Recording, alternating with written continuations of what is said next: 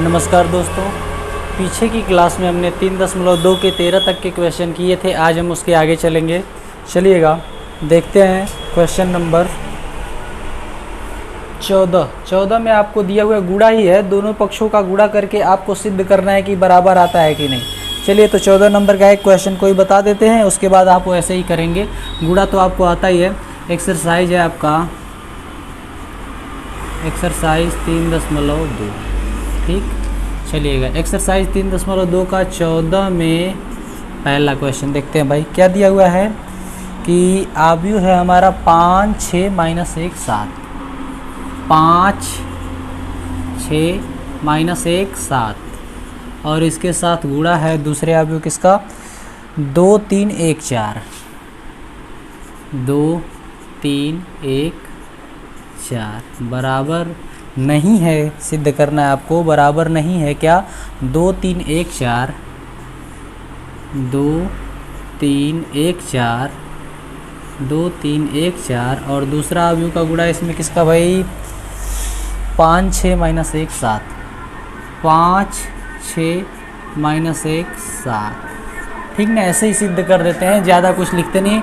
इधर गुणा करिए भाई, इधर गुणा करेंगे। देखिए पहला रो लेंगे दूसरे कॉलम, पहले कॉलम में, फिर उसके साथ दूसरे कॉलम में भी गुणा करेंगे।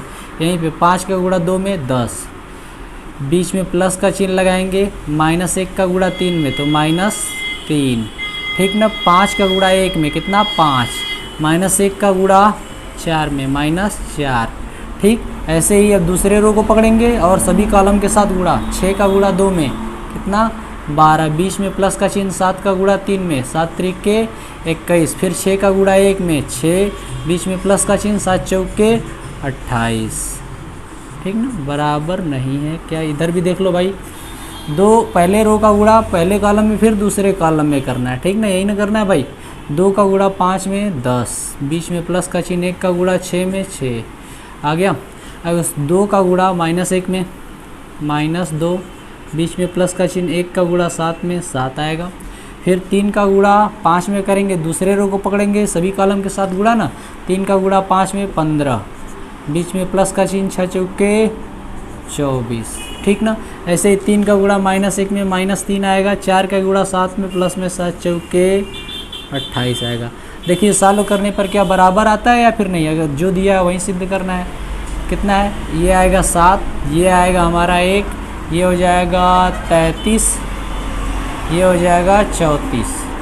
ठीक ना, बराबर नहीं है। कितना भाई 10, 6, 16 ऐसे ही ख़त्म हो गया। 5 हो गया, 24, 5, 15, 39 हो गया और ये हो गया 25। अब देखो दोनों अवयव क्या बराबर है नहीं ना, तो हमने क्या कर दिया भाई, प्रूव कर दिया कि बराबर नहीं है। तो इसी तरीके से आपको सारे क्वेश्चन करने 14 नंबर के। अब एक बचा उसको आप खुद से करेंगे। अब आते हैं 15 नंबर के क्वेश्चन पे। चलिए 15 नंबर का क्वेश्चन देखते हैं भाई। 15 नंबर का क्वेश्चन क्या है। 15 नंबर के क्वेश्चन में आपको आव्यूह ए दिया हुआ है और फिर मान ज्ञात करना है किसका, a² - 5a + 6i। पहले a है, आव्यूह ए दिया हुआ है। आव्यूह ए है 3x3 का आव्यूह है। क्या है 2, 2, 1 कॉलम के रूप में है। 2, 2, 1 फिर दूसरा कॉलम है 0, 1, -1 0, 1, -1। तीसरा कॉलम है आपका 1, 3, 0 1, 3, 0 है। अब आपको सिद्ध क्या करना है, मान किसका निकालना है। देखिए a² - 5a + 6i है शायद, इसी का आपको मान ज्ञात करना है ना। इसका आपको मान ज्ञात करना है इसी का। ठीक ना, अब भाई इसमें a² है, यहाँ पर a है तो a² निकाला जाए पहले। देखिए a × a² कैसे आएगा, a² भाई a × a करेंगे तो आएगा ना, तो निकालते हैं। a × a 2, 2, 1, 0, 1, -1 1, 3, 0 में इसी आव्यूह का गुणा करेंगे ना। इसी आव्यूह का गुणा करेंगे भाई। कितना है 2, 2, 1, 0, 1, -1 1, 3, 0 ये है। अब आपको गुणा करने आता है ना, गुणा करेंगे भाई। पहले रो को पकड़ेंगे सभी कॉलम के साथ बारी बारी से गुणा, ऐसे ही दूसरे रो को पकड़ेंगे सभी कॉलम के साथ बारी बारी से गुणा, तीसरे रो को पकड़ेंगे सभी कॉलम के साथ बारी बारी से गुणा। चलिए पहला रो, 2 का गुणा 2 में 4, ठीक ना, बीच में प्लस का चिन्ह लगाया, 0 का गुणा 2 में 0 प्लस 1 का गुणा 1 में कितना आया 1, पहला कॉलम का पहला अवयव बन गया। अब पहले ही रो का दूसरे में गुणा करेंगे, 2 का गुणा 0 में 0, बीच में प्लस का चिन्ह, 0 का गुणा 1 में 0, 1 का गुणा -1 में -1, दूसरा कॉलम बन गया।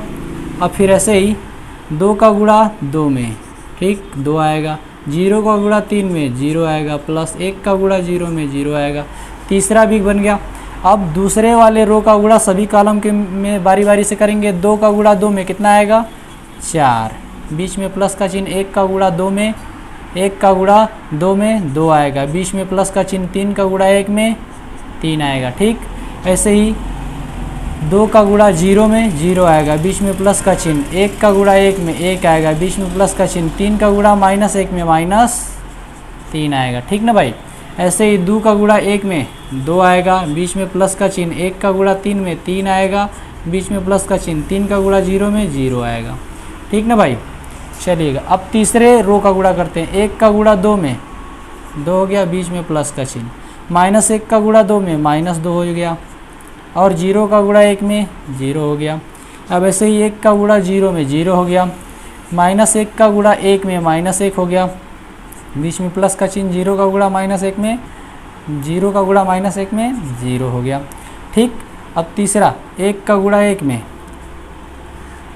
1 हो गया, ठीक, प्लस में -1 का गुणा 3 में -3 हो गया, ठीक, 0 का गुणा 0 में हो गया 0। अब इसको सॉल्व कर देते हैं भाई, तो a² बराबर हमारा कितना आ जाएगा देखते हैं, a² बराबर 4 1 5, यहाँ से -1, यहाँ से 2, ठीक, 4 2 6 3 9, ठीक, यहाँ पर -2 आएगा, यहाँ पे 5 आएगा, यहाँ पे 0 आएगा, यहाँ पर -1 आएगा, यहाँ पर 1 -3 मतलब -2 आएगा, ठीक ना भाई। a² निकल आया। अब करते हैं 5a का मतलब क्या होता है भाई, 5a भी निकाल लो, 5a भी निकाल लो, यहाँ से सॉल्यूशन है आपका, ठीक। 5a निकालते हैं,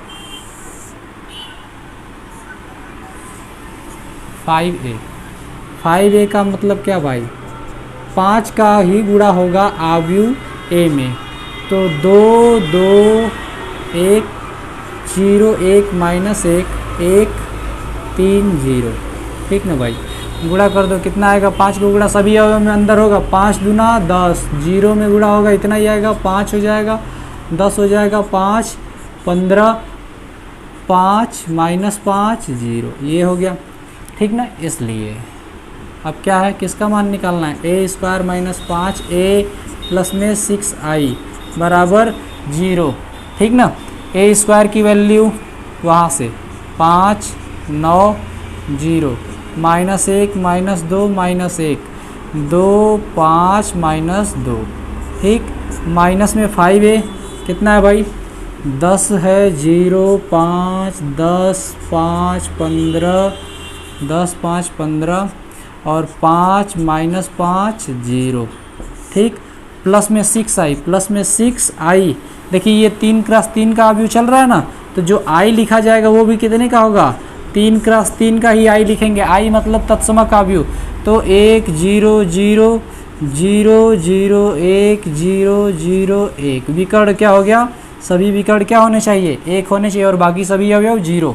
अब इसको सॉल्व करेंगे, ठीक, लेफ्ट हैंड साइड है, लेफ्ट हैंड साइड, इसमें सिद्ध करना है कि सॉरी मान निकालना है केवल ना, चलिए मान निकालना है, सिद्ध नहीं करना है, केवल मान निकालना है।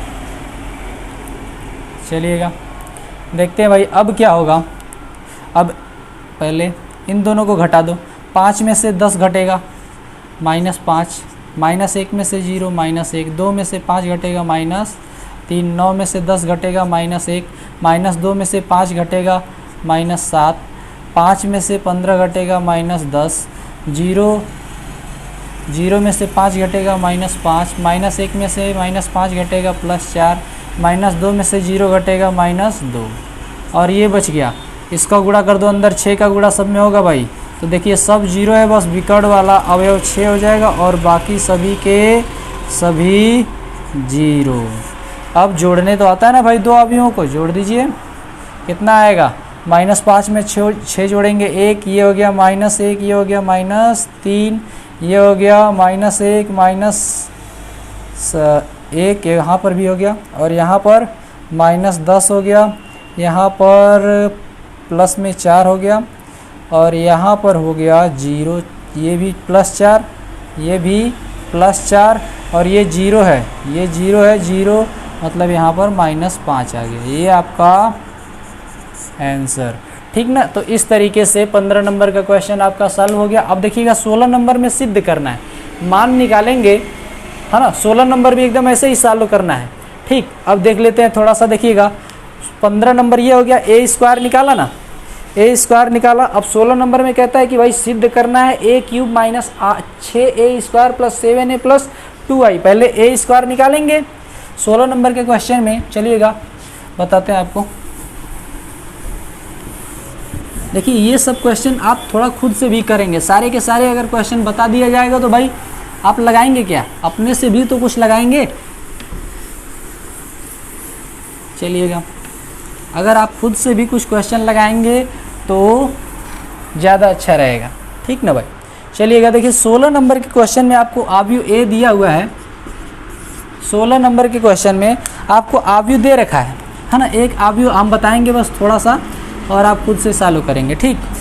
आव्यूह है 2 2, सॉरी 16 नंबर का ही बता दिए थे क्या, नहीं 1 0 2, 1 0 2, फिर उसके बाद 0 2 0, 0 2 0, फिर उसके बाद है 2 1 3।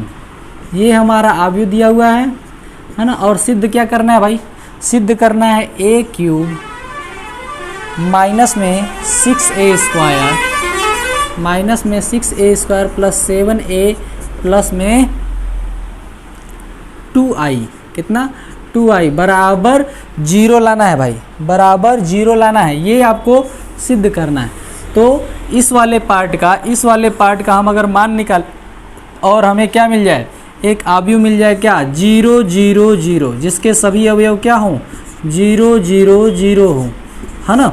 तो क्या हो जाएगा आव्यूह, मतलब इतना होने के बाद हमने सिद्ध कर दिया कि भाई राइट हैंड साइड भी इतना ही होगा, ठीक ना। 0 लिखने का मतलब यही होता है, सारे अवयव, कोई आव्यूह है सारे अवयव क्या होंगे, 0 होंगे, ठीक। चलिएगा अब आप देखते हैं भाई, जैसे पिछले वाले क्वेश्चन में a² निकाला था, तो a² की वैल्यू कैसे निकलेगी, a × a करने पर अब a² की वैल्यू आ जाएगी, कोई a² की कोई वैल्यू आ जाएगी गुणा करने पर, ठीक। आ गया। अब हमें a³ निकालना है, a³ के लिए क्या करेंगे, a² की वैल्यू ये मिली है ना, a² × a करके फिर से a² × a, दोनों का a² ये रहा और a ये दिया हुआ, गुणा करके फिर से हम a³ का मान निकाल लेंगे, ये हमारा a³ का मान निकल आएगा, ठीक ना। अब a³ हो गया और a² भी, तो a² तो भाई 6a² नहीं निकाल सकते, इसमें हम गुणा कर देंगे, ये जो a² है उसमें हम 6 का गुणा करके 6a² नहीं निकाल सकते थे। क्या करेंगे, जो a² होगा उसी के अंदर सभी अवयव में 6 का गुणा कर देंगे, 6a² हो जाएगा, 7a आपको निकालने आएगा, प्लस में 2i, i लिख के 2 का उसके अंदर गुणा कर देंगे और सभी को जोड़ घटा देंगे, जैसे 15 नंबर के क्वेश्चन में किया गया था भाई।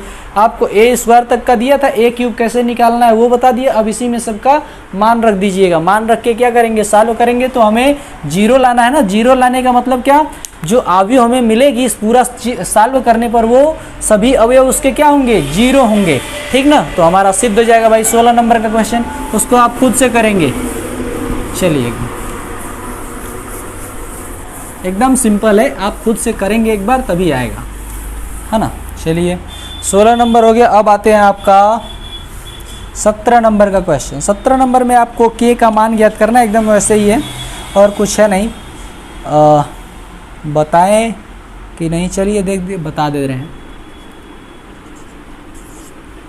देखिएगा आव्यूह a बराबर दिया हुआ है, आव्यूह a बराबर दिया हुआ है आपको 3 4 -2 -2, 3 4 -2 -2, ठीक ना। फिर उसके बाद आई भी दिया हुआ है, आई दे चाहे ना दे हमको पता ही चल जाएगा, ये जितने कोटि करेगा उतने ही कोटि का आई भी लिखेंगे, ठीक ना। दिया रहे चाहे ना दिया रहे, इतना दिया हुआ है। और क्या दिया हुआ है भाई, ए स्क्वायर बराबर के ए माइनस 2i ये दिया हुआ है, और ये सब दिया है। तो k का मान ज्ञात करना है, ठीक ना। सॉल्यूशन देखिए, ए स्क्वायर नहीं निकाल पाएंगे, बताइए ए स्क्वायर निकल पाएगा कि नहीं भाई। ए स्क्वायर कैसे होता है, ए इंटू ए से, ठीक।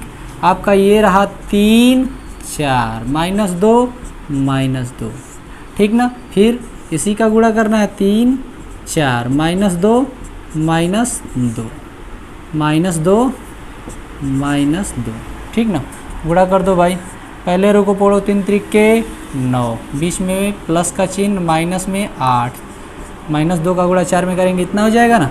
3 का गुणा 2 -2 में -6, -2 का -2 में गुणा कितना आएगा, 4 आएगा प्लस में, ठीक।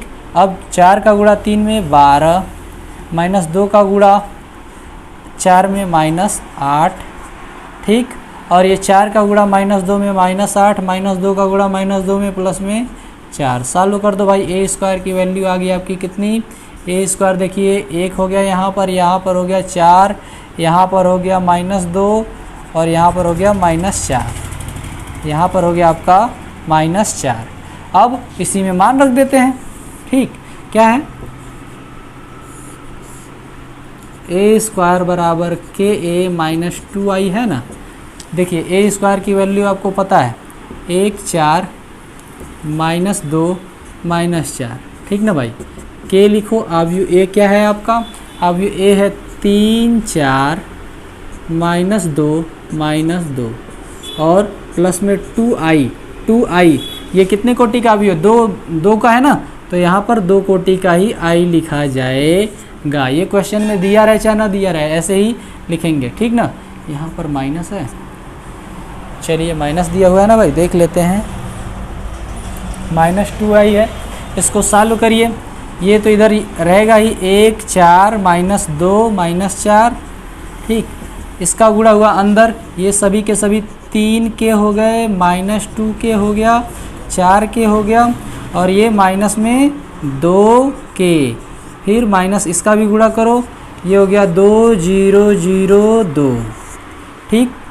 अब ये ऐसे ही रह जाएगा, 1 4 -2 -4, ठीक ना भाई। बराबर में इसको घटा दो, 3 के -2 हो जाएगा, -2 के हो जाएगा, यहाँ पर 4 के हो जाएगा, यहाँ पर -2 के होगा, ठीक। अब k की वैल्यू निकालनी है भाई, देखिए k की वैल्यू निकालिए एकदम आराम से। k की वैल्यू निकालने के लिए क्या किया जाएगा, अब ये दोनों अवयव आपस में बराबर है ना, तो इसके संगत अवयव भी आपस में क्या होंगे, बराबर होंगे कि नहीं। तो हम इसलिए बोल सकते हैं भाई, इसी पहले वाले को ही पकड़ लो, बोलेंगे 3 के 1 बराबर क्या होगा, 3 के -2 होगा कि नहीं, होगा ना भाई। देखिएगा अब ये 2 उधर पश्चांतर हो जाएगा, 1 + 2 बराबर 3 के हो जाएगा।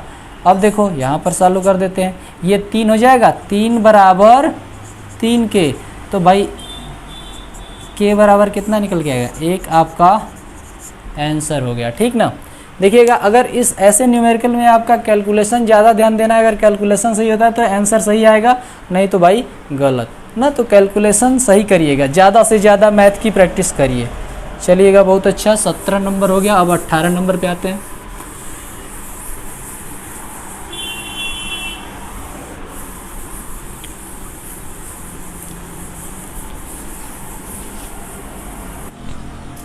चलिएगा 18 नंबर का क्वेश्चन देखते हैं। 18 नंबर का क्वेश्चन आपको सिद्ध करने को दिया हुआ है। क्या भाई, दिया है कि एक आव्यूह ए है, आव्यूह ए बराबर 0 tan α/2, ठीक ना। फिर यहाँ पर माइनस में tan α/2 और यहाँ 0 दिया हुआ है। सिद्ध क्या करना है भाई, सिद्ध करना है आपको। देखिए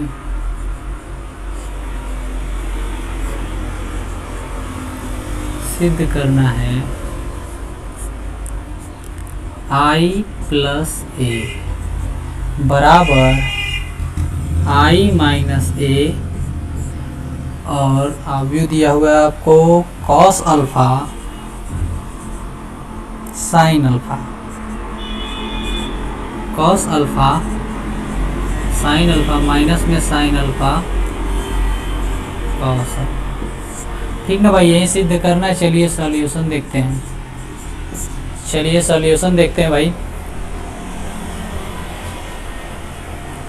सॉल्यूशन में आपका ध्यान देंगे i है और a left hand side, i plus a है लेफ्ट हैंड साइड में, तो क्या हो जाएगा i का मतलब दो कोटि का है ना, तो i भी दो कोटि का ही होना चाहिए। और क्वेश्चन में दिया है कि भाई i जो है वो दो कोटि का ही है, ठीक। और यहाँ पर tan अल्फा बाई 2, यहाँ पर 0 जोड़ देंगे, कितना हो जाएगा भाई, देखिए एक हो जाएगा, यहाँ पर tan अल्फा बाई 2 हो जाएगा, यहाँ पर माइनस में tan अल्फा बाई 2 हो जाएगा, और यहाँ पर 0 की जगह 1 हो जाएगा। ये रहा लेफ्ट हैंड साइड। और राइट हैंड साइड सिद्ध करना है आपको। राइट हैंड साइड देखिए क्या है, राइट हैंड साइड में ध्यान से देखिएगा। राइट हैंड साइड में i प्लस ए, एक ब्रैकेट में है i माइनस ए, और एक आव्यू है आपको कहाँ से शुरू है, कॉस से, cos alpha sine alpha minus में साइन अल्फा और कॉस अल्फा, यही है, ठीक। चलिएगा ये देखिए tan अल्फा बाई 2 के रूप में आया ना, तो भाई आपको फार्मूला आपको पता होगा कि कॉस अल्फा बराबर एक फार्मूला होता है tan के रूप में 1 minus tan square alpha by 2 बटा के 1 plus tan square alpha by 2। ऐसे ही साइन अल्फा का भी फार्मूला होता है 2 tan अल्फा बाई 2 बटा के 1 plus tan square alpha by 2, यही होता है। तो ये फार्मूले को हम इसी में पुटअप करेंगे भाई। चलिएगा देखते हैं, हम पहले इसको सॉल्व कर ले, i माइनस ए निकाल लें। i माइनस ए डायरेक्टली लिख दें, i माइनस ए आप खुद से निकालेंगे, हम डायरेक्टली क्या करें, लिख दें i माइनस ए। देखिएगा i माइनस ए हो जाएगा आपका एक tan alpha by 2, tan alpha by 2 हो जाएगा, यहाँ 0 रहता है, tan अल्फा बाई 2 माइनस के साथ आएगा यहाँ पे, यहाँ पर tan अल्फा बाई 2 माइनस के साथ, और यहाँ पर 0 है तो 1 हो जाएगा।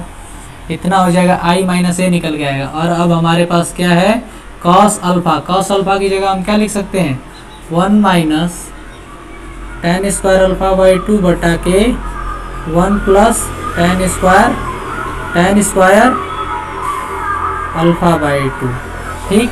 और यहाँ देखिए माइनस है पहले से ही, तो -2 tan अल्फा बाई 2 बटा के 1 plus tan square alpha by 2 बोल सकते हैं, ठीक ना। ऐसे ही साइन है, इसको 2 tan अल्फा बाई 2 बटा के 1 plus tan square alpha by 2 बोल सकते हैं। यहाँ पर 1 minus tan square alpha by 2 बटा के 1 plus tan square alpha by 2 बोल सकते हैं भाई। हो गया।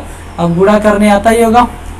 गुणा देखिए लंबा हो जाएगा, तो क्या करें, x के रूप में मान लें, मैं tan को x मान लें कि डायरेक्टली कर ही दें। चलिएगा कर ही दे रहे हैं, ऐसे ही थोड़ा लंबा जाएगा, एक ही बार में आ जाएगा। एक का गुणा इसमें करेंगे, 1 minus tan square alpha by 2 बटा के 1 plus tan square alpha by 2। ध्यान से करेंगे, देखिए एक का गुणा इसमें किया, इतना गया, बीच में प्लस का चिन्ह, अब इसका गुणा नीचे वाले में करेंगे ना, देखिए क्या हो जाएगा, 2 tan स्क्वायर अल्फा बाई 2 बटा के उतना ही रहेगा अल्फा बाई 2, ये हो गया। अब यहाँ पर इसी का गुणा इसमें भी तो होगा, एक का गुणा यहाँ पर करिए, -2 tan अल्फा बाई 2 बटा के 1 plus tan square alpha by 2 आएगा, ठीक। बीच में प्लस का चिन्ह, tan अल्फा बाई 2 का गुणा यहाँ पर करेंगे, देखिएगा ध्यान से, tan अल्फा बाई 2 का गुणा यहाँ पर करिए, बीच में प्लस का चिन्ह लगा के, तो tan अल्फा बाई 2 हो जाएगा, माइनस में स्क्वायर है तो क्यूब हो जाएगा भाई, tan क्यूब अल्फा बाई 2, ठीक ना, हो जाएगा ना, बटा के कितना आ जाएगा 1 plus tan square alpha by 2 हो जाएगा। ध्यान से देखिए भाई, अब यहाँ पर इसका गुणा करेंगे ना, देखिए इसका एक का गुणा यहाँ पर किए तो -2 tan अल्फा बाई 2 बटा के इतना हो गया, tan अल्फा बाई 2 का गुणा यहाँ पर करेंगे तो इसमें गुणा करेंगे tan अल्फा बाई 2 हो जाएगा, इसका गुणा यहाँ पर करेंगे तो कितना हो जाएगा, माइनस में tan alpha by 2 alpha cube, हाँ ठीक है, बटा के इतना, चलिए बहुत अच्छा, इतना हो गया। अब ये दूसरे वाले रो का गुणा बारी बारी से दोनों कॉलम के कर, माइनस है, देखिए माइनस tan अल्फा बाई 2 का करिए, यहाँ पर देखिए माइनस में करेंगे तो माइनस में tan alpha by 2 minus minus plus tan कितना हो जाएगा क्यूब अल्फा बाई 2 बटा के नीचे क्या 1 plus tan square alpha by 2, बीच में प्लस का चिन्ह लगाओ और 2 tan अल्फा बाई 2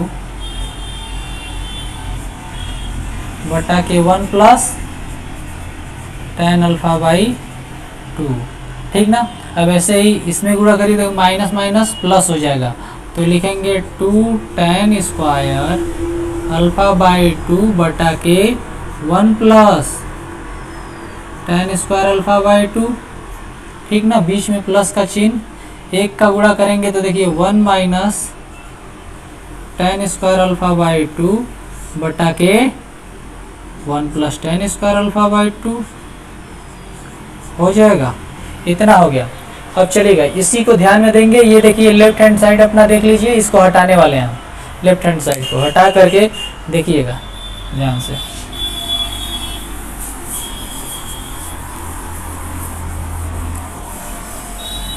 हाँ ऊपर का भी हटा देते हैं, ये वाला पार्ट जिसका काम है उसको देखना। अब इसी को सॉल्व करना है भाई, देखिएगा, देखिए नीचे हर क्या है बराबर 1 plus tan square alpha by 2, 1 plus tan square alpha by 2, तो ऊपर क्या हो जाएगा जुड़ जाएगा, ये है 1 minus tan square alpha by 2, ये प्लस में 2 tan स्क्वायर अल्फा बाई 2, ये 2 प्लस में है, ये माइनस 1 में है, तो क्या हो जाएगा 1 plus tan square alpha by 2 ऊपर आएगा, तो हम कहेंगे भाई ऊपर आ गया हमारा 1 plus tan square alpha by 2, और नीचे पहले से ही क्या है, दोनों का हर समान ही है ना, इतना आ गया। इसको सॉल्व करने पर यहाँ पर देखिए, यहाँ पर माइनस में 2 tan अल्फा बाई 2 है, ये प्लस में 2 tan अल्फा बाई 2 है, तो माइनस में tan अल्फा बाई 2 मिलेगा, माइनस में tan अल्फा बाई 2 मिलेगा, माइनस में फिर tan क्यूब अल्फा बाई 2 भी है, देखिए माइनस में tan क्यूब अल्फा बाई 2, दोनों का हर क्या है बराबर, कितना 1 plus tan square alpha by 2 है, हो गया। अब इस वाले को देखिए, माइनस में tan अल्फा बाई 2 और ये प्लस में 2 tan अल्फा बाई 2, तो हम बोल देंगे यहाँ पर क्या हो जाएगा, प्लस में tan अल्फा बाई 2 आ जाएगा, फिर प्लस में tan क्यूब अल्फा बाई 2, दोनों का हर देखिए बराबर, इसका भी हर इसका भी हर बराबर है, हाँ तो क्या हो जाएगा, नीचे वही लिख देंगे, हर बराबर है तभी तो ऊपर जुड़ता जा रहा है, ठीक ना। अब यहाँ पर भी देखिए, ये 2 tan स्क्वायर अल्फा बाई 2 है, minus tan square alpha by 2 है, घट जाएगा तो tan स्क्वायर अल्फा बाई 2 आएगा, है ना, और ये प्लस में 1, ठीक, नीचे भी 1 plus tan square alpha by 2 है ना। अब देखिए चालू करिए भाई, ये इसका वैल्यू 1 आ गया कि नहीं, यहाँ पर देखो minus tan alpha by 2 common हो जाएगा, और ऊपर क्या बच जाएगा 1 plus tan square alpha by 2, और ऐसे ही नीचे भी क्या है 1 plus tan square alpha by 2, ठीक। यहाँ पर देखिए tan अल्फा बाई 2 कॉमन हो जाएगा, tan अल्फा बाई 2 कॉमन हो गया, बचा 1 plus tan square alpha by 2, नीचे क्या है 1 plus tan square alpha by 2। ठीक, यहाँ पर देखिए 1 हो जाएगा, है ना। अब देखो भाई ये 1 हो गया, यहाँ पर ये कट गया, माइनस में tan अल्फा बाई 2 बचा, और यहाँ पर tan अल्फा बाई 2 बचा, और यहाँ पर 1 बचा। ये राइट हैंड साइड जो था वो बराबर किसके आ गया, लेफ्ट हैंड साइड के। ठीक, तो इस तरीके से हमारा 18 नंबर का क्वेश्चन भी सॉल्व हो गया। चलिएगा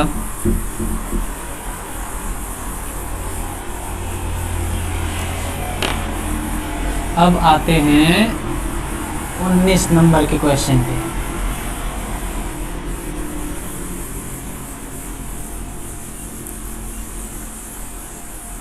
उन्नीस नंबर का क्वेश्चन देखा जाए भाई। 19 नंबर का क्वेश्चन लिखित है, इसको अभी बनाना है। देखिए 19, 20 और 19, 20, 21 नंबर का क्वेश्चन क्या है, 19 और 20 नंबर के जो क्वेश्चन है उसको हमको खुद से बनाना है। देखिए क्या दिया हुआ है, आव्यूह बनाना है भाई। देखिएगा, किसी व्यापार संघ के पास 30,000 रुपए कोष है। व्यापार संघ के पास कुल कितने रुपए है भाई, 19 नंबर का क्वेश्चन है। व्यापार संघ के पास कुल रुपए कितने हैं, 30,000। व्यापार संघ के पास कुल रुपए कितने हैं, 30, जिसमें से क्या करता है, जिसे वो 2 भिन्न प्रकार के बांडों में निवेशित करता है, 2 जगह पर निवेश करता है उसका, जिसमें प्रथम बांड 5% वार्षिक की दर से और दूसरा 7% वार्षिक की दर से देता है ना।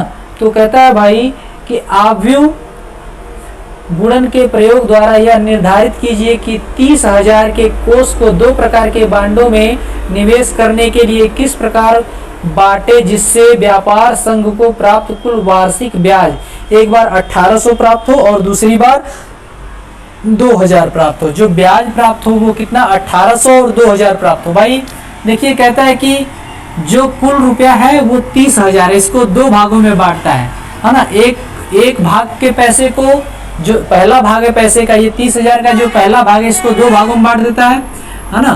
तो इसका जो पहला भाग है उसको 5% की दर पर देता है और दूसरे भाग को 7% की दर पर देता है ना। तो हम पहले मान लेंगे, माना कुल रुपए का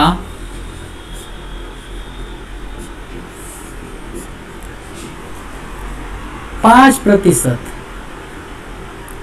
वार्षिक, 5% वार्षिक दर पर दिया गया धन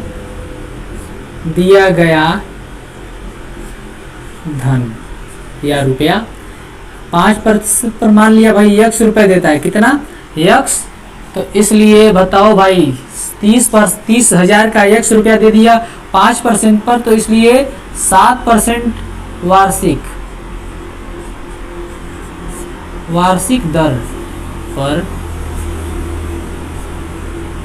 वार्षिक दर पर दिया गया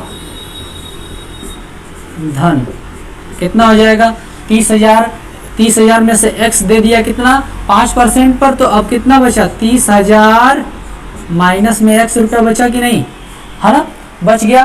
तो अब कहता है कि भाई इसमें 2 पार्ट है ना, सवाल में 2 पार्ट है। कहता है कि एक बार जब कितना रुपया 5% पर कितना रुपया देंगे और 7% पर कितना रुपया दें, कि पहली बार में हमें 1800 रुपये ब्याज मिले, है ना। तो हम क्या करेंगे, ऐसे सवालों में आव्यूह बनाते हैं भाई, अपने मन से आव्यूह बनाएंगे, अलग अलग वस्तुओं का अलग अलग आव्यूह। जैसे भाई रुपया का एक अलग आव्यूह बनेगा और रुपए का एक अलग आव्यूह बनेगा, और फिर दर का अलग बनाएंगे। तो बोलेंगे इसलिए, है ना, माना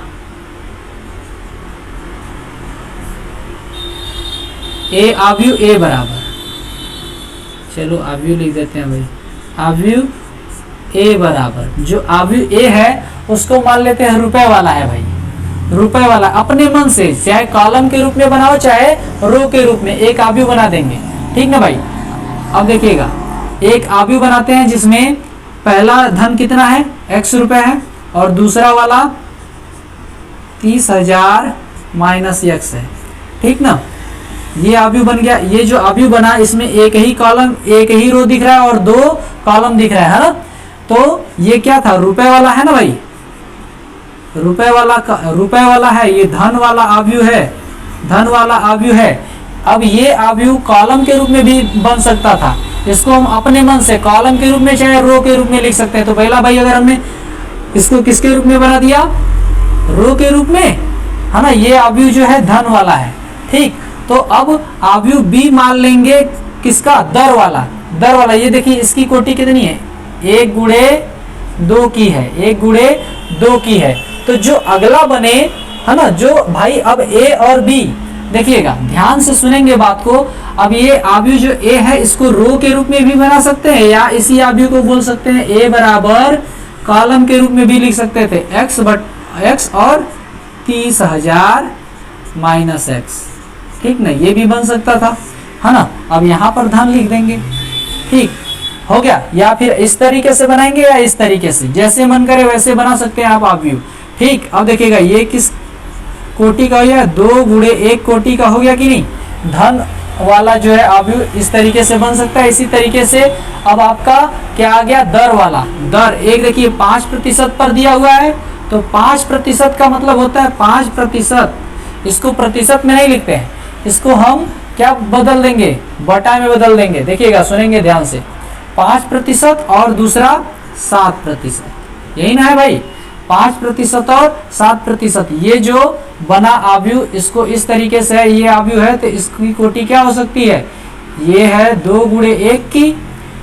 इसी को बोल सकते हैं। अब भाई 5 को प्रतिशत में नहीं लिखेंगे, हमेशा 5% का मतलब होता है 5/100 ना, तो 100 से भाग देकर लिखेंगे, ऐसे नहीं छोड़ेंगे। तो 100 से भाग देंगे तो 0.05 हो जाएगा, यहाँ पर 0.07, ठीक ना। ये हो गया 2 गुणे 1 की कोटि। या इसी आव्यूह को, या इसी को हम बी वाले को इस तरीके से भी लिख सकते हैं। देखिए कॉलम के रूप में लिखे हैं तो यहाँ पर रो के रूप में लिख सकते हैं, क्या भाई, 0.05 और 0.07, ये हमारी आव्यूह बन गई। इसकी कोटि क्या होगी, 1 गुणे 2 की।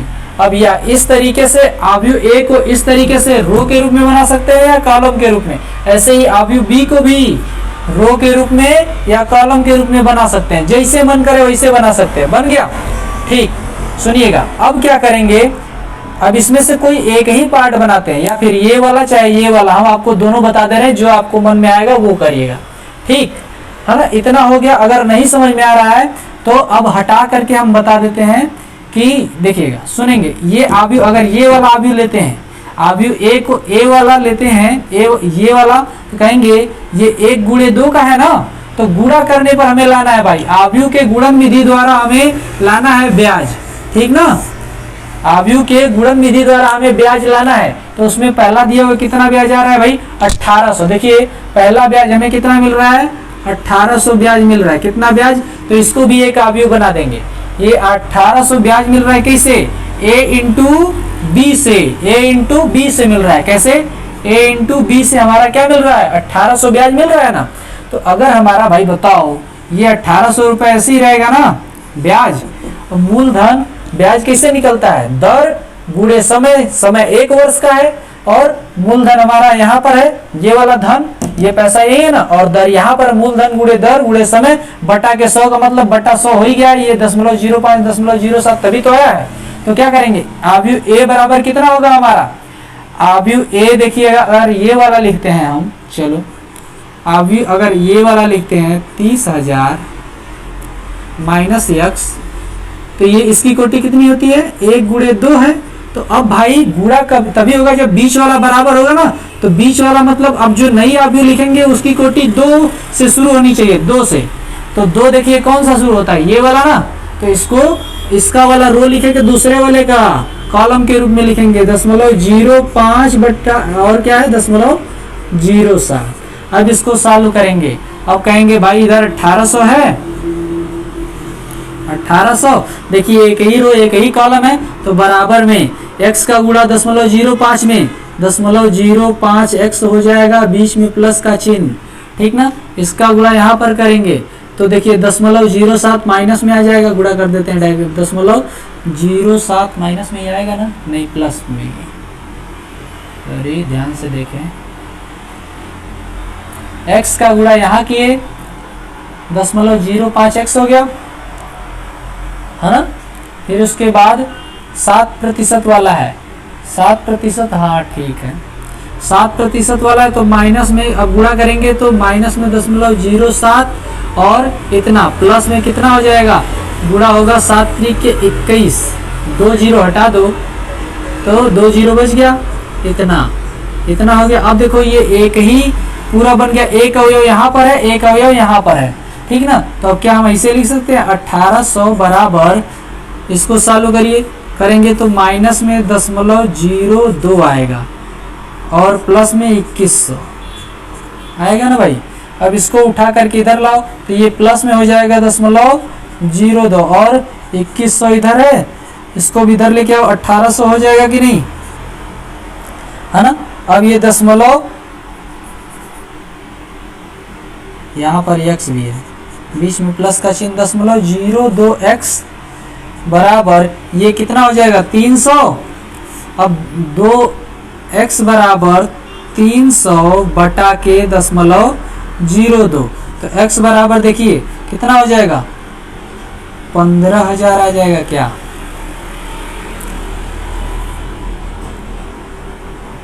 15,000 आ जाएगा।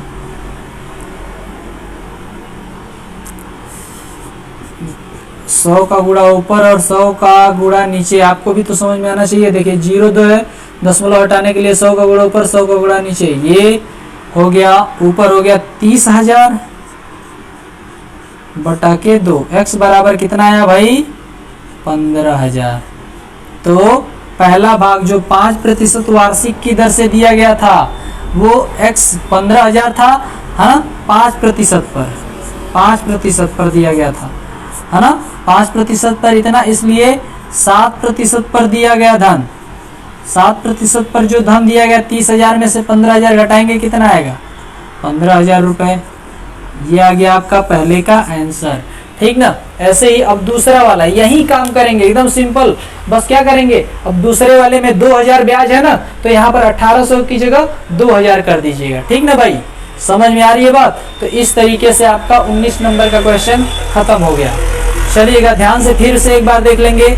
ऐसे क्वेश्चन में 19 नंबर के क्वेश्चन में एक दर दिया हुआ है और दूसरा धन, तो पहले एक धन का आव्यूह बनाएंगे और दूसरा दर का बनाएंगे। अब गुणन विधि द्वारा निकालना है, तो भाई एक आव्यूह अगर बना हमारा धन का, दूसरा किसका दर का, तो दोनों का गुणा करने के लिए भाई हमारा कंडीशन है कि पहले वाले का कॉलम और दूसरे वाले का रो जब बराबर होंगे तभी गुणा होगा ना। तो हम इनको इस तरीके से दोनों आव्यूह अपने मन से आव्यूह बनाएंगे, लेकिन गुणा करते टाइम हम ध्यान देंगे कि भाई दोनों का बीच वाला मतलब पहले का रो और दूसरे का कॉलम बराबर हो तभी गुणा होगा। तो उस हिसाब से अपना इसमें से रख लेंगे। देखिए अगर ये वाला a बराबर ये लेते, ये वाला पार्ट लेते, तो b हमको ये लेना पड़ता ताकि एक इसका और एक इसका क्या हो बराबर हो, ठीक ना। तो इसको भी लेकर सॉल्व कर सकते थे, ठीक। पहला पार्ट सॉल्व हो गया एकदम, दूसरा एकदम यही करना है। 2,000 दर कैसे प्राप्त होगा हमें ब्याज, तो यहाँ पर ब्याज 2,000 हो जाएगा, ए बी यही है, ए बी आपका यही रहेगा। इसी को फिर से सॉल्व करेंगे बराबर में 2,000 पर। देखिए ये आपको 1800 वाला सॉल्व होगा, इसी में 2,000 रख के सॉल्व कर देते हैं दूसरा वाला क्वेश्चन, ठीक ना। 1800 की जगह 2,000 ब्याज प्राप्त करना है, 2,000 यहाँ पर भी 2,000, ठीक, यहाँ पर भी 2,000, ठीक, यहाँ पर भी 2,000 कर दो, यहाँ पर अब 100 रुपये हो जाएगा ना, 100, अब यहाँ पर 100, ठीक। अब 100 का गुणा किए तो ये 10,000 मिलेगा, 10,000, तो अब यहाँ पर 5,000 और ये 25,000। देख लो भाई ध्यान से। तो इस तरीके से आपका क्वेश्चन सॉल्व होगा, देख लीजिए, हटाया जाए। अब 20वां नंबर का क्वेश्चन एकदम यही है, ठीक ना। उसमें भी रो बनाना पड़ेगा और अपने से 2 अवयव बनाने पड़ेंगे और उनका क्या कर देना है, गुणा, तो हमको नया मान प्राप्त हो जाएगा। ठीक ना भाई।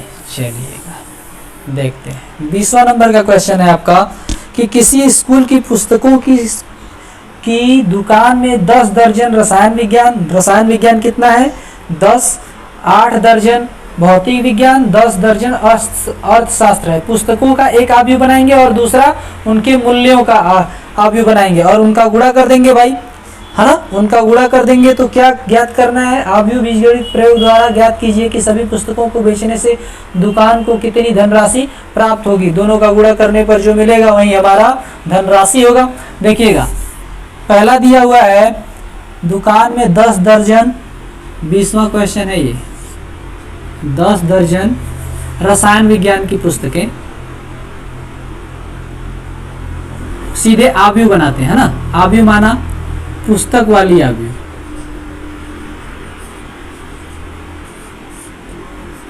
पुस्तकों की अवयव, इसको मान लेते हैं ए, पुस्तकों की अवयव ए, इसको कॉलम के रूप में बनाएंगे तो देखिएगा पुस्तक यहां पर लिखेंगे। ठीक, देखिए रसायन विज्ञान वाला, रसायन वाला कितना है, यहाँ पर इसे नाम लिख देंगे, लिखने की जरूरत तो नहीं पड़ती, फिर भी लिख देंगे भाई कितना 10 दर्जन है, कितना 10 दर्जन, 10 दर्जन, ध्यान देंगे 10 दर्जन ऐसे नहीं लिखा जाएगा, इसको पूरा गिनती, टोटल गिनती लिखी जाती है। आपको डायरेक्टली हम यहीं पर बता रहे हैं इसलिए लिख रहे हैं। दूसरा क्या है, दूसरी पुस्तक कौन सी है, दूसरी पुस्तक है आपका भौतिक विज्ञान, भौतिकी 8 दर्जन, पूरा संख्या लिखना पड़ता है, दर्जन में नहीं। भौतिकी हो गया। अब अगला है अर्थशास्त्र, अर्थशास्त्र, अर्थशास्त्र जो पुस्तक है वो कितना है भाई 10 दर्जन, ये भी है 10 दर्जन, ये भी है। ठीक ना, तो देखिएगा इसको अभी हमारा ए बन जाएगा। 10 दर्जन का मतलब 12, एक दर्जन में 12 ना, तो 10 दर्जन का मतलब 10 गुणे 12 120 पुस्तक। 8 दर्जन का मतलब 12 96 पुस्तक, 10 दर्जन मतलब 120 पुस्तक। ठीक, रसायन विज्ञान का 120, भौतिकी का 96 और अर्थशास्त्र का 96 पुस्तकों का अवयव ये बन गया। अब अगली अवयव किसकी बनाएंगे, मूल्यों का, विक्रय मूल्य, पुस्तकों के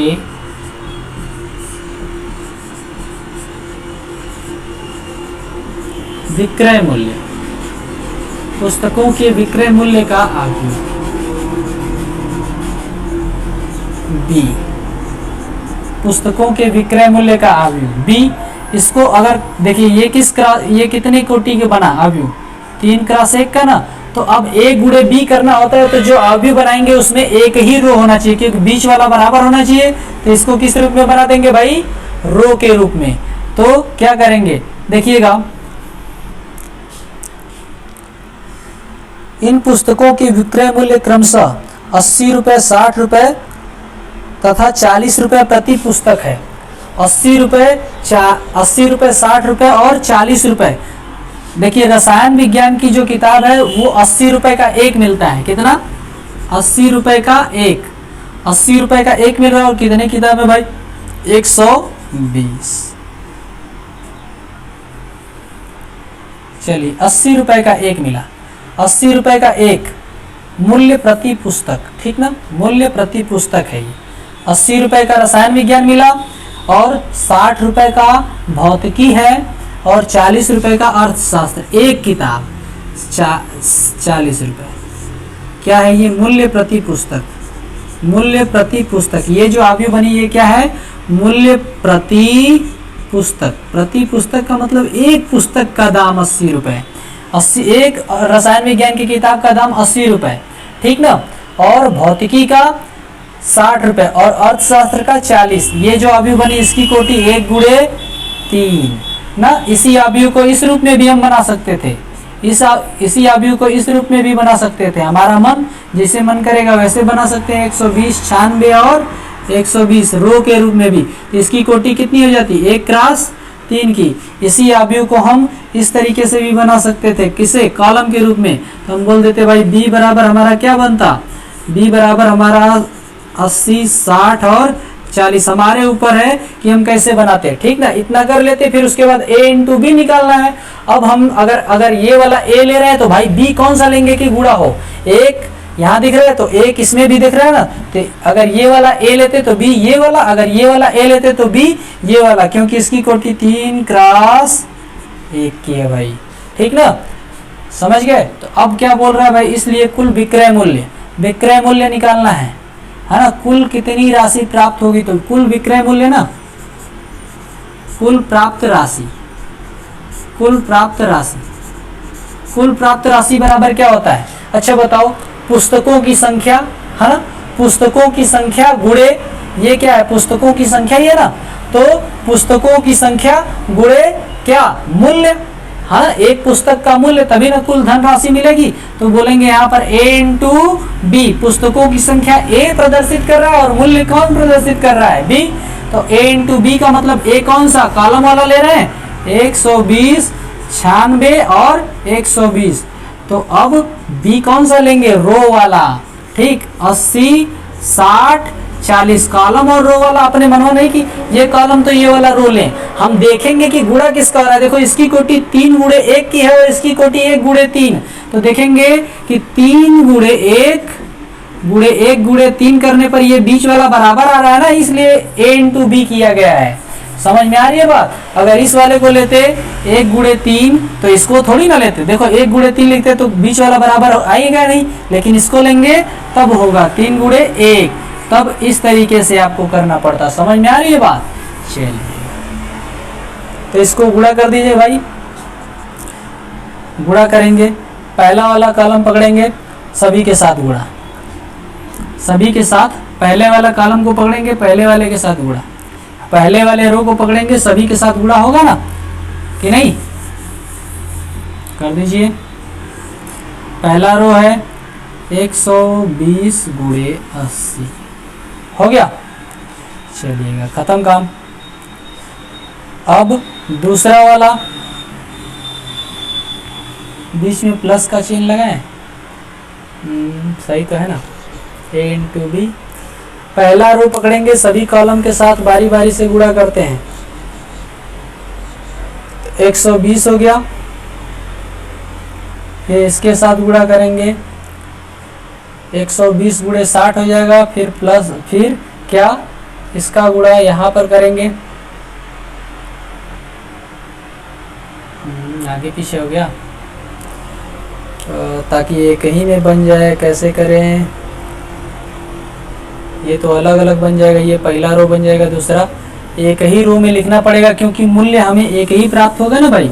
तो a इंटू बी न करके हम ऐसा करें कि हमको एक ही में प्राप्त हो जाए, एक रो प्राप्त हो, मूल्य तो एक ही ना होगा, पूरा धनराशि एक ही होगा।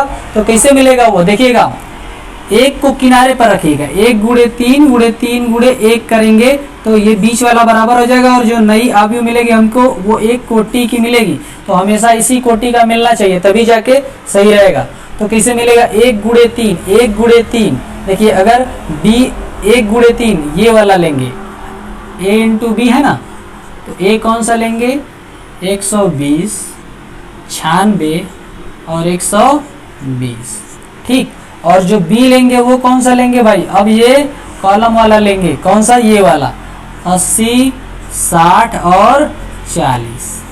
गुणा कर दीजिए, 120 का गुणा करेंगे किसमें, 80 में, 120 का गुणा 80 में, बीच में प्लस का चिन्ह, 96 का गुणा 60 में, बीच में प्लस का चिन्ह, 120 का गुणा 40 में।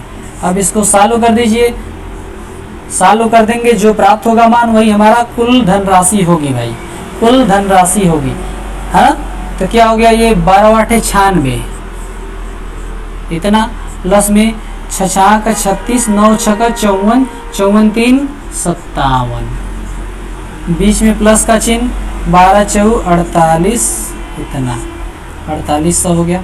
अब इसको सालों कर दीजिए भाई, सालों करेंगे वैल्यू आएगी आपकी कितना, 4 अंक के सारे हैं, तो एक तो 0 हो गया और 0 6 यहाँ पर 6 हो गया, 8 7 15, 15 6 21, 21 हो गया, 4 2 6 हो गया, 6 2 6 5 11, 11 9 20, इतना हो गया। इतना रुपए आपको मिलेगा। अगर कैलकुलेशन कहीं गलत होगा तभी आंसर गलत नहीं आएगा, नहीं तो एकदम सही है। आपको यही काम करना है भाई। चलिएगा, तो ये 20वां नंबर का क्वेश्चन हो गया, देख लीजिए सही से। अब हटाते हैं। आव्यूह आपको बनानी है और जिसका गुणा हो, है ना, वही आपको करना है, जिसका गुणा हो सके। और ध्यान देंगे कि एक ही राशि का प्राप्त करना है, एक ही राशि, तो हमेशा जो नई आव्यूह मिले वो 1 गुणे 1 का मिले। तो किस तरीके से गुणा करेंगे कि 1 गुणे 1 का मिलेगा, उसी तरीके से आपको क्या करना है, आव्यूह को रखना है। क्योंकि कोई आव्यूह आप अपने मन से रो या कॉलम के रूप में जैसे मन करे वैसे बना सकते हैं, लेकिन बस ध्यान देना है कि वो गुणा करने पर दोनों आव्यूह का गुणा हो, तो हमेशा जो नई आव्यूह मिले वो 1 गुणे 1 का ही मिले। ठीक, 1 गुणे 1 का मतलब उसकी कोटि 1 गुणे 1 की हो। ठीक, चलिएगा अब आते हैं भाई 21 नंबर के क्वेश्चन पे। 21 नंबर के क्वेश्चन में 21 नंबर का क्वेश्चन कहता है कि x, जो आव्यूह x है ना, आव्यूह x की जो कोटि है, देखिए लिखते जा रहे हैं, x की कोटि,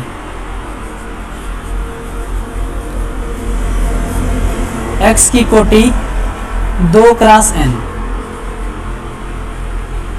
x की कोटि 2 क्रॉस n, y की कोटि 3 क्रॉस k, y की कोटि कितनी, 3 क्रॉस k। ठीक, और z की कोटि, z की कोटि कितनी, z की कोटि 1 2 गुणे 3, 2 गुणे 3, और w की जो कोटि है वो है n गुणे 3, और p की जो कोटि है वो कितनी है भाई, स्मॉल p गुणे k।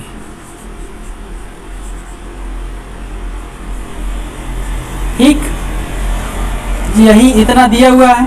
ठीक ना भाई। अब कहता है p क्रॉस k, नीचे दिए गए प्रश्नों की 21 तथा 22 के उत्तर बताइए। कहता है कि भाई अब ये क्वेश्चन है, ये दे दिया हुआ है, ये आपको क्वेश्चन में पहले से ही दिया हुआ है इतना। अब कहता है 21 नंबर के क्वेश्चन में कोटि बताने किसका, पी वाई प्लस में, पी वाई प्लस में W Y, P Y plus W Y के परिभाषित होने के लिए एन के तथा पी पर क्या प्रतिबंध होगा। कहता है अगर इतना एकदम सही है ना, सही है, ऐसा इतना सही है, इतना होगा ही। कहता है अगर इतना होता है ना, तो बताइए भाई इतना अगर होता है तो एन के और पी में संबंध बताना। देखिए पी की कोटि कितनी है, पी की कोटि कितनी है, पी की कोटि लिखेगा, पी की कोटि स्मॉल p गुणे स्मॉल k। देखिए अगर इसकी कोटि बराबर है, सबसे पहले सुन लो, चूंकि समान कोटि के आव्यूह का आपस में जोड़ व घटाव होता है कि नहीं, जोड़ व घटाव होता है ना भाई। इसलिए हम कह सकते हैं पी वाई की कोटि बराबर डब्ल्यू वाई की कोटि होगा ना भाई। अब देखिएगा कैसे निकालते हैं पी वाई की कोटि। पी की कोटि लिखो, पी की कोटि कितनी, स्मॉल p गुणे k, है ना, स्मॉल p गुणे k, फिर गुणा का चिन्ह लगाओ। ठीक, y की कोटि कितनी, 3 गुणे k, 3 गुणे k। अच्छा बताओ जब गुणा होता है, गुणा का क्या नियम है, गुणा का क्या नियम भाई, गुणा का नियम कि ये बीच वाले आपस में क्या होते हैं, बराबर ना। बीच वाले आपस में क्या होते हैं, बराबर। ऐसे ही यहाँ पर आओ, अब देखो बनता जा रहा है W की कोटि कितनी, n गुणे 3, गुणा का चिन्ह, y की कोटि 3 गुणे k।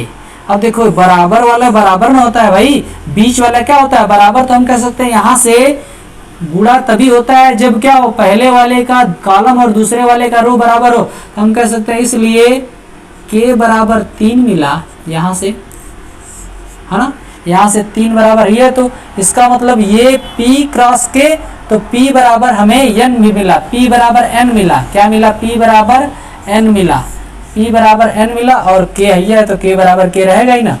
ठीक, तो इतना मिल गया हमें भाई, k बराबर 3 और p बराबर n। तो देखिए क्या दिया हुआ है विकल्प में, 21 नंबर के क्वेश्चन में क्या दिया हुआ है, 21 नंबर के क्वेश्चन का विकल्प k बराबर 3 और p बराबर n दिया हुआ है, पहला वाला, है ना। तो ये आपका पहला वाला विकल्प सही है, पहला वाला विकल्प ए होगा, पहला वाला विकल्प ए सही है, k बराबर 3 और p बराबर n यही आएगा। ठीक, चलिएगा अब 22 नंबर के क्वेश्चन को देख लेते हैं। 22 नंबर क्या कहता है, कहता है कि n बराबर p हो तो 7x माइनस 5z की कोटि बताइए। n बराबर p कह रहा है पहले से क्वेश्चन में, 22 नंबर का क्वेश्चन देखिएगा, n बराबर p पहले से कह रहा है, n बराबर p दिया हुआ है ना, दिया है, कह रहा है n बराबर p होगा, इतना वो दिया हुआ है क्वेश्चन। ठीक, n बराबर p क्या है, दिया हुआ है, तो कहता है 7x minus 5z, 7x minus 5z की कोटि देखो पहले 7x की कोटि, x की कोटि कितनी है, x की कोटि भाई बोल सकते हैं ना, x की कोटि बराबर z की कोटि होगा ना। x की कोटि घटाव तभी होता है जब दोनों के क्या हो, घटाव या जोड़ तभी होता है जब दोनों अवयव की कोटि क्या हो, बराबर। तो x की कोटि बराबर z की कोटि होगी कि नहीं, है ना। x की कोटि देखो 2 गुणे n है, और z की कोटि कितनी है, 2 गुणे p है ना, 2 गुणे p है भाई, 2 गुणे n और 2 गुणे p है, 2 गुणे n 2 गुणे p, तो n बराबर p है, ये ना है। तो अब क्या दिया है विकल्प से देखें थोड़ा कि इसकी कोटि क्या होगी, तो 7x माइनस 5z की कोटि या फिर 2 गुणे n हो सकती है या फिर 2 गुणे p हो सकती है, तो जो होगा वही सही है। आंसर में क्या दिया हुआ है, 2 गुणे n, 2 गुणे n वाला भी दिया हुआ है और 2 गुणे p दिया ही नहीं, तो 2 गुणे n वाला सही है। आपका विकल्प नंबर ये वाला विकल्प में दिया हुआ है, बी वाले में ये कहीं नहीं दिया है, तो आपका बी वाला सही है। समझ में आ गई बात, चलिएगा इस तरीके से हमारा खत्म हो गया 3.2। अब देखिए जो अगला क्लास होगा उसमें 3.3 और 3.4 एक ही क्लास में खत्म कर दिया जाएगा भाई, तो उसको थोड़ा ध्यान से देखेंगे। इस तरीके से आपका ये खत्म हो चुका। अगर आपको समझ में आ रहा हो और जहां आपको समझ में नहीं आया उसके लिए आप कमेंट करेंगे, और अगर आपको ये क्लास समझ में पसंद आ रहा है भाई तो क्या करिएगा, शेयर करिएगा ताकि इसको ज़्यादा से ज़्यादा लोग देखें। चलिए नमस्कार।